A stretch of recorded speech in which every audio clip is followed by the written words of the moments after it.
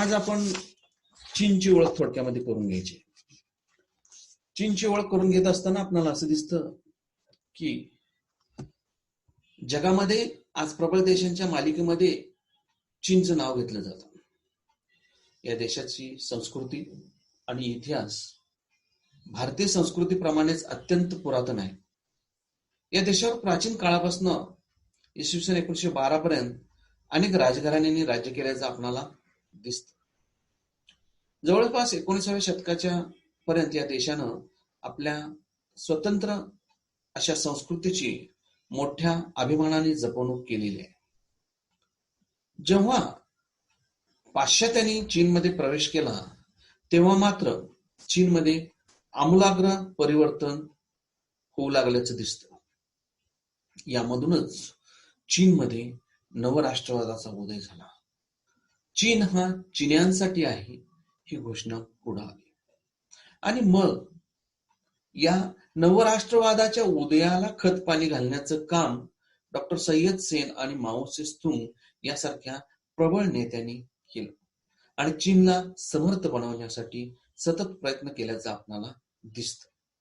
शेवटी या माओ त्से-तुंगच्याच नेतृत्वाखाली चीनमध्ये 1949 मध्ये साम्यवादी क्रांती झाली आणि आधुनिक चीनचा जन्म झाला असं म्हटलं तरी वावगं ठरणार नाही. आधुनिक जगातील जवळजवळ प्रत्येक 5वी व्यक्ती ही चीनमधील आहे. या देशाची लोकसंख्या आज सर्वात मोठी असल्याचं आपल्याला दिसतं. या देशासंदर्भात एकदा कार्ल मार्क्स म्हणतो, आशिया खंडात पसरलेला चीन हे पांढरे अस्वल आहे.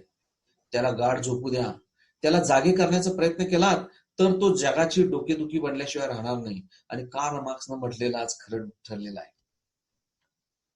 कारण चीन आज भारत, अमेरिका, रशिया यासारख्या अनेक देशांची डोकेदुखी बनून राहिलेला आहे. कारण का तर त्याला एकच कारण आहे की चीनमध्ये उदयास आलेला नवराष्ट्रवाद आणि त्या चीनमध्ये या नवराष्ट्रवादाने घेतलेली जागा की ज्या जागेनं या चीनी लोकांना जागे केलं आणि त्यांना देशासाठी आपलं सर्वस्व समर्पित करण्यासाठी पुढे आले. तर बघा, चीनची भौगोलिक परिस्थिती आहे. त्या भौगोलिक परिस्थितीचा जर अभ्यास केला तर आपल्याला असं दिसतं की जगातील लोकसंख्येपैकी अर्धी लोकसंख्या आशिया खंडात राहते आणि आशिया खंडामध्ये सर्वात मोठा भूभाग या चीननं व्यापलेला आहे. पुढे आपल्याला असं दिसतं की 19व्या शतकापर्यंत आशिया खंडातील या संस्कृती, चीनी, हिंदू, इस्लामी या संस्कृती या अलगच राहिल्या. पण आशिया खंडातील या सर्वात प्राचीन संस्कृती चीन आणि भारत या देशामध्ये जोपासलेली दिसते आपल्याला. विल्यम वॅटसन म्हणतो, चीननं अनेक शतकापासून एकच भाषा आणि एकच लिपीचा वापर केला आहे. ती लिपी व भाषा जवळपास 3000 वर्षे तशीच टिकून होती.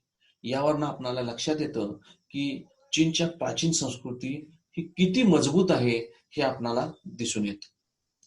चीन हा देश आशिया खंडातील सर्वात मोठा आणि जगात विस्ताराने 3रा क्रमांक असणाऱ्याचा देश आहे. आणि या देशाचं भूक्षेत्रफळ 36,57,836 चौरस मैल आहे. एवढ्या मोठ्या प्रचंड भूभागातील 2/3 जमीन ही डोंगराळ आणि वाळवंट आहे. त्यामुळं केवळ 1 एवढाच भूभाग शेतीसाठी उपयोगी आहे. त्याच पद्धतीनं आपल्याला असं दिसतं की 6 लाख चौरस मैल भूभागावर चीनी लोक वास्तव्य करून आहेत. चीन या देशाच्या सीमा भारत, रशिया, ब्रह्मदेश, मंगोलियन प्रजासत्ताक, उत्तर कोरिया, अफगाणिस्तान, पाकिस्तान, भूतान, नेपाळ, सिक्कीम, लाओस, उत्तर व्हिएतनाम या 12 देशाशी भिडलेले आहेत. विचार करा की चीनच्या सीमा ह्या जवळजवळ 12 देशाशी भिडलेल्या आहेत यावरनं आपल्याला असं दिसतं की 12 शेजारी चीनला लाभलेले आहेत. पूर्वी चीन हा अतिशय लहान होता. ते आजच्या प्रमाणात एकसंघ राष्ट्र नव्हतं. पण चीनवर ज्या अनेक राजघराण्यांनी राज्य केलं, त्या राजवंशांनी आपल्या सामर्थ्यानुसार चीनच्या सीमा वाढवल्याचं आपल्याला दिसतं. आणि चीनच्या भूमीवर आलेल्या या राजवंश सत्तेनं सर्वांचं मिळून एकसंघ राज्य केलं आणि तोच आजचा आधुनिक चीन होय. आता चीनच्या चतुर्सीमा कशा आहेत याचा आपण थोडक्यामध्ये आढावा घेऊ. आशिया खंडातील सर्वात मोठा देश, 12 सीमा शेजारच्या देशांना भिडलेल्या. चीन हा देश 18 ते 54 उत्तर अक्षांशापर्यंत पसरलेला देश आहे. या देशाची दक्षिण उत्तर लांबी 4000 किलोमीटर इतकी आहे. तर चीनचा पूर्व पश्चिम विस्तार 5000 किलोमीटर आहे. सुपीक जमीन, खनिज संपत्तीची विपुलता, नैसर्गिक संरक्षण, दळणवळणाची सोय, घनदाट जंगले, समशीतोष्ण हवामान या सर्व सोयींनी युक्त असलेला हा चीन आज जगाकडे डोळे वटारून बघितलेला आपल्याला दिसतो. जगाला आजपर्यंत अमेरिका हा एकच दादा माहित होता, पण आता चीन हा नवीन दादा तयार झाला आहे की जो सगळ्यांच्याकडे काय करतो, डोळे वटारून बघतो. आता आपण चीनच्या सीमा बघितल्या कशा होत्या. आता आपण चीनमधील लोक कसे आहेत याचा थोड्यामध्ये आढावा घेऊ. चीन या देशाची आज जगात पहिल्या क्रमांकाची लोकसंख्या आहे. मोठमोठे डोंगर आहेत, पर्वत रांगा आहेत. त्यामुळे चीनची 2 नैसर्गिक भागामध्ये विभागणी केलेली आहे किंवा झालेली आहे. अनेक जाती जमातींचं मिश्रण या चीनमध्ये आपल्याला दिसतं. हान या वंशाने उत्तर चीनच्या सेन्सी प्रांतावर व आजूबाजूच्या मोठ्या भूभागावर 400 वर्षे राज्य केले. चीनमध्ये हान वंशाची सत्ता होती. त्याच काळात भारतात सातवाहन राजवंशाची सत्ता असण्याचं आपल्याला दिसतं.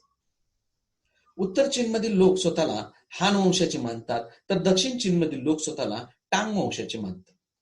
टांग वंशाने 7व्या शतकापासून ते 10व्या शतकापर्यंत चीनवर राज्य केले. आग्नेय चीनमध्ये मियाओ, लोलो, थाम, हक्क, शान या वंशाचे लोक आहेत, तर उत्तरेला मांचू आणि मंगोल वंशाचे लोक राहतात. याशिवाय फिलिपाईन्स, थायलंड, इंडोनेशिया, मलाया आणि इंडो चायना या देशात 1,30,00,000 लोक वास्तव्य करून आहेत. आता चीनचा भूभाग बघितला तर चीनमध्ये आपल्याला असं दिसतं की डोंगर आणि उंचच्या उंच शिखरे चीनमध्ये आहेत. आपल्याला असं दिसतं की काराकोरम या डोंगराच्या रांगा सरळ तिबेटच्या उंच अशा पठाराला जाऊन भिडतात. असं म्हणतात की जगामध्ये जर डोंगर आणि शिखरं बघायची असतील तर ती चीनमध्ये तुम्हाला दिसून येतील. युनान पठाराची उंची 7,000 फूट असल्याचं आपल्याला दिसतं. आणि त्याच्याही पुढे जाऊन आपण बघितलं तर आपल्याला असं दिसेल की तिबेटच्या पठारालगतच हिमालय पर्वताच्या रांगा आहेत. याच पर्वताच्या रांगात जगातील सर्वात उंच असलेलं एव्हरेस्ट शिखर आहे, हे पण ध्यानात घ्या. आता आपण चीनमधील डोंगर, उंच शिखरे यांचा आढावा घेतला तर आता चीनमध्ये नद्या कोणकोणत्या आहेत, तर चीनमध्ये चांगसे, वँगहो आणि अमूर ह्या चीनमधल्या 3 मोठ्या नद्या आहेत. वँगहो ही सर्वात मोठी नदी आहे. तिचा उगम सिंघाईच्या पश्चिमेकडील प्रांतात असलेल्या कुनलुन पर्वतामधून होतो. ही नदी झेशुआन, सिंघाई, कान्सू, निंगासिया, चिनी मंगोलिया, शॅन्सी, खोपिन या 10 आखात प्रांतातून वाहते. म्हणजे बघा याची लांबी किती मोठी आहे. या नदीची लांबी 2000 मैल आहे आणि तिचं खोरं 2,58,000 चौरस मैल इतके आहे. या नदीचं वैशिष्ट्य म्हणजे ही नदी आपला मार्ग सतत बदलते. 1852 साली पूर्वी ही नदी शांडुंगच्या दक्षिणेकडून चीनच्या दक्षिण समुद्राला जाऊन मिळत होती, परंतु आज ही नदी 250 मैल उत्तरेकडून वाहत जाऊन ती पोहायच्या आखातात जाऊन मिळते. या नदीला नेहमी प्रचंड महापूर येतात. या महापुरात लाखो जनावर माणसांचा जीव जातात. त्यामुळे या नदीला रिव्हर ऑफ सॉरो म्हणजे दुःखाची नदी असं म्हटलं जातं. 1889 साली या नदीला आलेल्या पुरामुळे 20 लाख लोक मरण पावले होते, मृत्युमुखी पावले होते.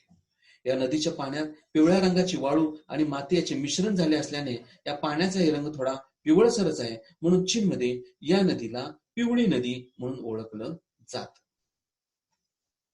चीनमधील सर्वात मोठी नदी यांगस आहे. ती दक्षिण चीनमधून वाहते. तिची लांबी 3430 मैल आहे. म्हणजे थोडक्यामध्ये आपल्याला असं दिसतं की चीन मधल्या नद्या, या नद्यांची लांबी प्रचंड मोठी असून काय की यातूनच आपल्याला असं दिसतं की थोडक्यामध्ये या चीनच्या आर्थिक आणि सांस्कृतिक जडणघडणीमध्ये नद्यांचा वाटा हा मोठा असल्याचं आपल्याला दिसतं. तर भौगोलिक दृष्ट्या चीनचे कोणकोणते भाग पडले जातात याचा आढावा आपल्याला थोडक्यामध्ये इथं घ्यायचा आहे. हे घेत असताना आपल्याला असं दिसतं की भौगोलिक दृष्ट्या चीनचे 2 भाग पडतात. एक उत्तर चीन आणि दुसरा दक्षिण चीन. आता हा उत्तर चीन म्हणजे कोण, तर उत्तर चीन म्हणजे कोणता भाग याचा थोडक्यामध्ये आढावा घेऊया आणि मग दक्षिण चीन बघूया. तर भौगोलिक दृष्ट्या चीनचे हे दोन भाग पडतात. या दोन्ही भागामध्ये ऐतिहासिक, भौगोलिक आणि हवामानात बरीच भिन्नता असल्याचं आपल्याला दिसतं. उत्तरेतच चीनची संस्कृती उदय पावली आणि तिचा विकास झाला. उत्तर चीनमध्ये लोक मांडरीन ही भाषा बोलतात आणि दक्षिण चीनमधील लोकांपेक्षा यांची थोडी उंची जास्त आहे. चीनी संस्कृतीचा उदय आणि विकास उत्तरेतच झाल्यानं तेथील लोकांना याचा मोठा अभिमान वाटतो. म्हणून ते म्हणतात की आम्ही दक्षिण चीन मधल्या लोकांच्या पेक्षा श्रेष्ठ आहोत, कारण आमच्या इथंच संस्कृतीचा उदय आणि विकास झाला. या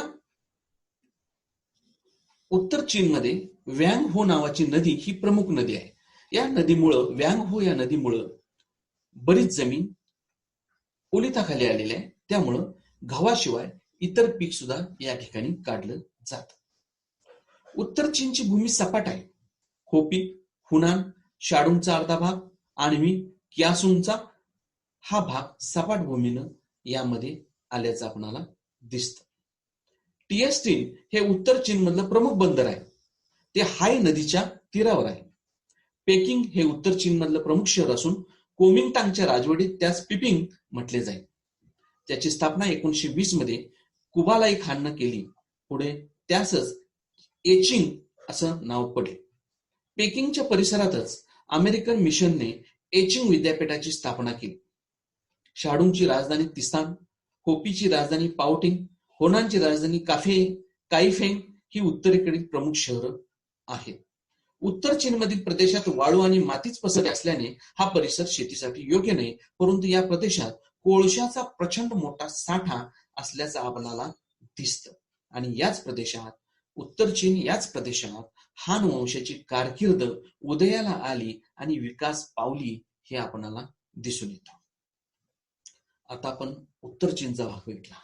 आता बघायचा आहे चीन जो 2 भागामध्ये विभागलेला आहे, एक उत्तर चीन आणि दुसरा आहे तो दक्षिण चीन. आता आपण येणार आहोत दक्षिण चीनकडे. चिनलुंग पर्वताच्या दक्षिणेकडील भाग म्हणजेच दक्षिण चीन म्हणून संबोधला जातो किंवा ओळखला जातो.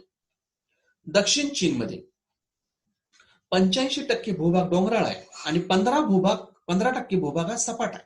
म्हणजे विचार करा, 100% पैकी 85% भूभाग डोंगराळ आहे आणि 15% भूभाग हा सपाट आहे.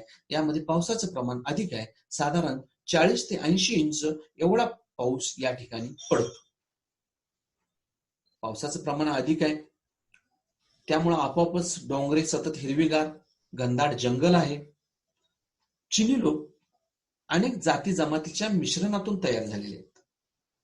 यात, म्याओ, लोलो, मॉन्टुजू या जाती जमातीच्या मिश्रणातूनच ह्या जाती जमाती आहेत. यांगसी नदी ही दक्षिण चीनमधील प्रमुख नदी आहे. 7.5 लाख चौरस मैल एवढा मोठा आकार या नदीचा असल्यानं शेतीसाठी भरपूर पाणी मिळतं. ही नदी जलवाहतुकीचं मोठं साधन बनली गेली आहे. हान, युनान, सियांग, कान या उपनद्या यांगसी नदीला येऊन मिळतात. दक्षिण चीनमधील शहरं ही उत्तरेतील शहरापेक्षा विस्ताराने मोठी आणि आधुनिक पद्धतीने सुसज्ज दिसतात. शांघाय हे शहर दक्षिणेतील सर्वात मोठे असून शांघाय हे बंदर व्हॅगपो या नदीच्या तीरावर बसलेले आहे. हा नदीच्या किनाऱ्यावर हँको, शांघायच्या नैऋत्येला असलेले हँगेचौ, सुचौ, उचान, हांगयांग ही प्रसिद्ध शहरे आहेत. कॅन्टन हे प्रसिद्ध शहर पर्ल नदीच्या तीरावर वसल्याचं दिसतं. या शहराची स्थापना 1053 ला झाली. हाँगकाँग हे शहर 1842 साली ब्रिटिशांना कायमस्वरूपी देण्यात आले होते. आज ते नावालाच ब्रिटिशांच्या ताब्यात आहे. जगातील 6 बंदरापैकी हाँगकाँग हे महत्वाचे बंदर आहे. तर बघा, आपण चीनचे 2 भाग भौगोलिक दृष्ट्या बघितले, एक उत्तर चीन, दुसरा दक्षिण चीन. आणि मग आता आपणाला चीनची ओळख करून घेत असताना चीनमध्ये खनिज संपत्ती कुठं कुठं सापडते याचा आढावा थोडक्यामध्ये घ्यायचा आहे. चीनमध्ये खनिज संपत्तीचे भरपूर मोठे साठे असल्याचं आपल्याला दिसते. कोळसा उत्पादनाच्या संदर्भात अमेरिका, रशिया, कॅनडा या देशाच्या खालोखाल चीनचा क्रमांक लागतो. कोळसा उत्पादनात चीनचा जगात 4था क्रमांक लागतो. जवळजवळ 28,000 कोटी टन कोळसा चीनमध्ये उपलब्ध आहे. शान्सी, सेन्सी, शांडुंग, होपी, होनान, लियाओनिंग या प्रांतात कोळशाच्या जवळजवळ 200 खाणी आहेत. या खाणीतून कोळसा काढण्यासाठी कोळसा काढला जातो आणि मग या कोळशाचा वापर चीननं आपल्या औद्योगिक प्रगतीमध्ये केल्याचं आपल्याला दिसतं. त्यानंतर पुढे जर बघितलं तर या कोळशाबरोबरच आपल्याला असं दिसतं की चीनमध्ये तेलाचे आणि पेट्रोलियमचे फारसे साठे नाही, पण सेन्सू, सिकियांग, कान्सू या प्रांतात तेलाच्या खाणी असल्याचं आपल्याला दिसतं. लोखंड पोलादाचे साठे प्रचंड प्रमाणात आहेत. जगातील एकूण साठ्यापैकी 1% लोखंडाचा साठा म्हणजेच 2200 दशलक्ष मेट्रिक टन इतका लोखंडाचा साठा मांचुरिया, सॅन्सी, हुपी, हैनान या ठिकाणी आहे. याच पद्धतीनं कथील, मॅंगनीज, क्रोमियम, सोनं, चांदी, बॉक्साईट याचे साठेही चीनमध्ये असल्याचं आपल्याला दिसून येतं.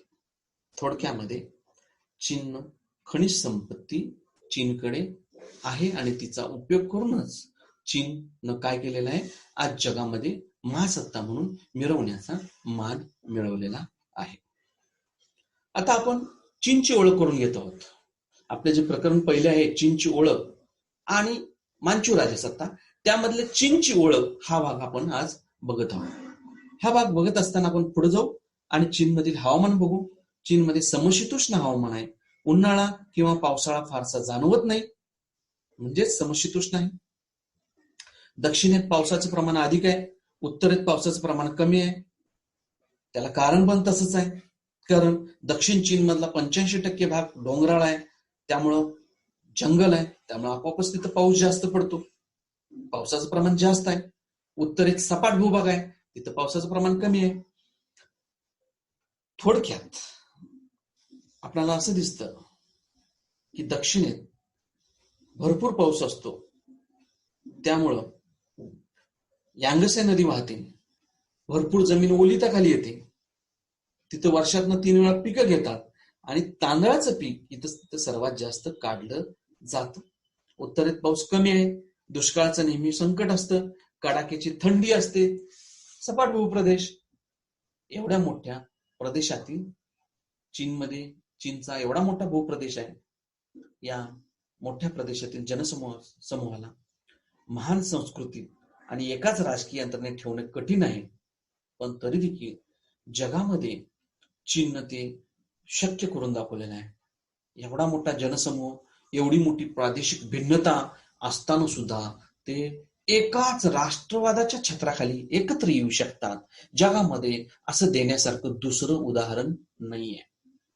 आज तुम्ही जगामध्ये जगामध्ये प्रत्येक वेळेला विचार करा तर तुम्हाला काय दिसेल, तर जगामध्ये जे काही नवीन केलेलं आहे बघा, चीनची भिंत जगामध्ये सर्वात मोठी आहे. असं म्हणतात की चंद्रावरून ती भिंत दिसते.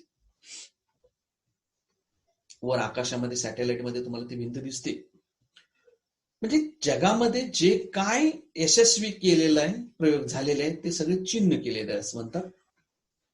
आणि एकाच भाषेवर एकाच लिपीवर इथपर्यंत येणं ही साधी गोष्ट नाही आहे.